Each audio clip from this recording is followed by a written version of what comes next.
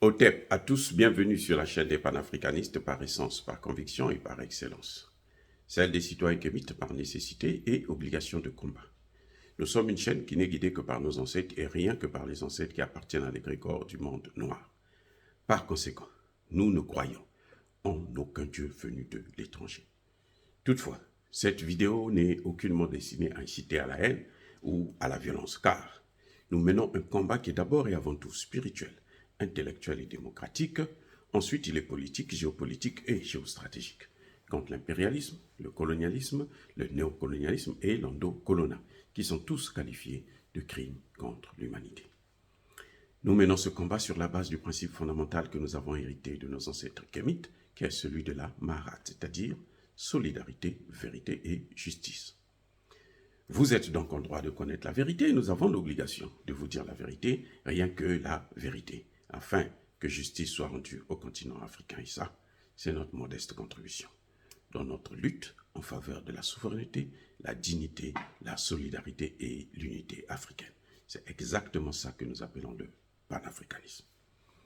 Bien-aimés frères et sœurs, il y a un élément qui est passé un peu inaperçu dans le discours du ministre Bassolma Razié du Burkina Faso à la tribune de l'Organisation des Nations Unies. Le ministre a précisé quelque chose que nous avons tous acclamé. Nous avons tous acclamé et nous avons regretté le comportement criminel et délinquant, satanique de la France. Le ministre disait que la France permet de bloquer les biens africains. C'est-à-dire qu'un pays comme le Burkina Faso, qui achète des armes aux États-Unis, en Belgique, au Canada, au Brésil et autres, la France bloque ça. Ils ne peuvent pas recevoir le matériel. Vous savez quoi? En fait, en réalité, ce qui se passe, c'est comment? Le ministre l'a dit. La solution est dans le discours du ministre là. La vraie solution, elle est dans le discours du ministre. Le ministre l'a dit, le franc CFA, c'est pas à nous. Le franc CFA, c'est leur monnaie. C'est la monnaie de la France. Jusqu'à preuve de contraire, le brevet qui permet la fabrication du franc CFA, c'est un brevet français. Il a donné même le nom. Si vous écoutez encore ce discours, vous allez avoir le numéro de ce brevet-là. Ce n'est pas africain, c'est français. Maintenant, comment la France arrive à bloquer nos produits? Vous savez que le franc CFA n'est pas échangeable. La seule institution qui peut changer le franc CFA en devises étrangères, notamment en dollars, en yens, en euros et autres, c'est la Banque de France. Ce n'est même pas l'Union européenne, la Banque de France.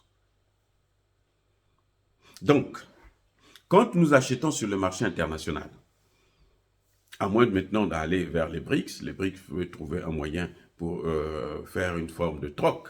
Vous achetez avec leur propre monnaie. Mais encore, si vous avez le CFA, si vous leur donnez le CFA, ils auront besoin de changer. Vous êtes obligé de leur donner des matières premières. Donc, quand vous achetez des matières premières, monsieur le ministre,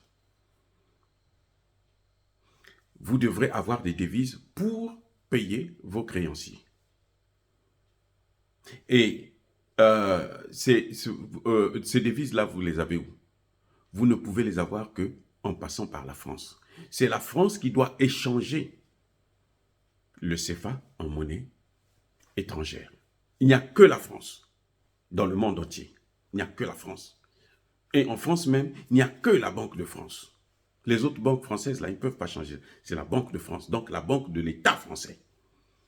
C'est l'État français qui doit changer votre monnaie pour vous donner des devises. Et ce que les Français font, c'est que s'ils trouvent que le deal ne les intéresse pas, ils ne veulent pas que vous puissiez avoir ce matériel, qu'est-ce qu'ils font?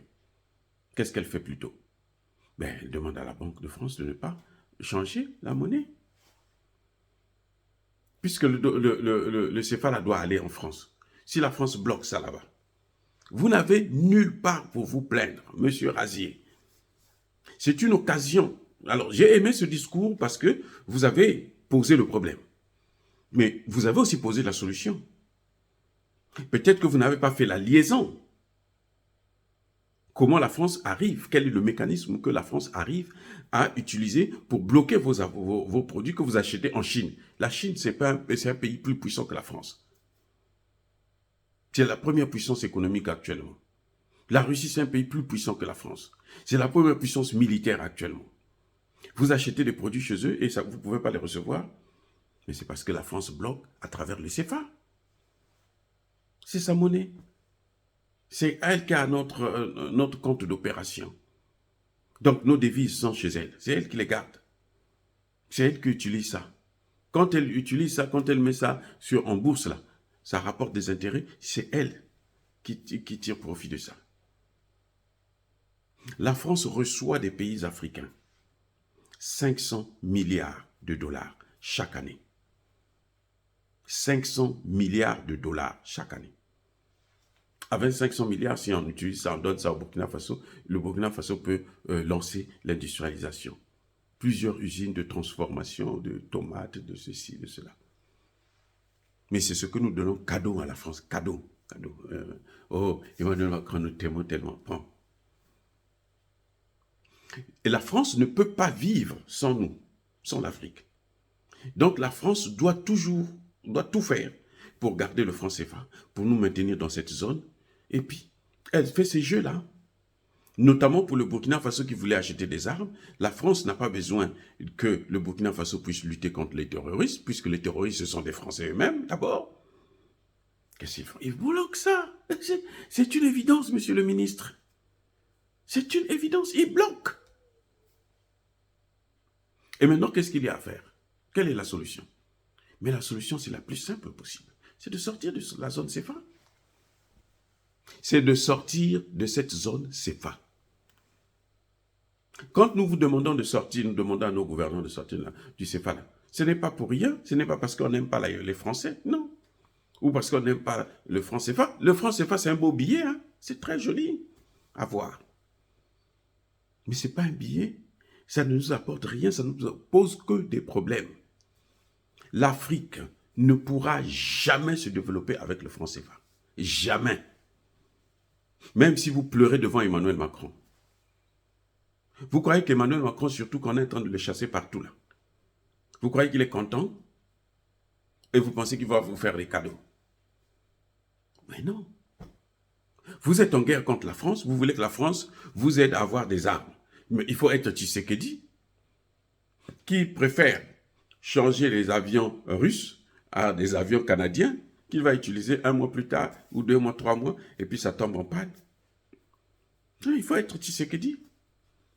Qui sait que la guerre, ce sont les Américains qui sont en train de mener la guerre via le Rwanda et via le M23. Il faut être lui pour accepter de coopérer avec les Français, les Américains, les pays de l'OTAN, pour qu'ils arrêtent de le tuer encore, de tuer sa population. Donc, monsieur le ministre Razier,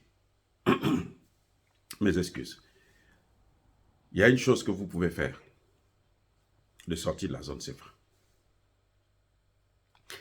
Sa sortie de la zone CFA va vous aider à régler le problème du terrorisme.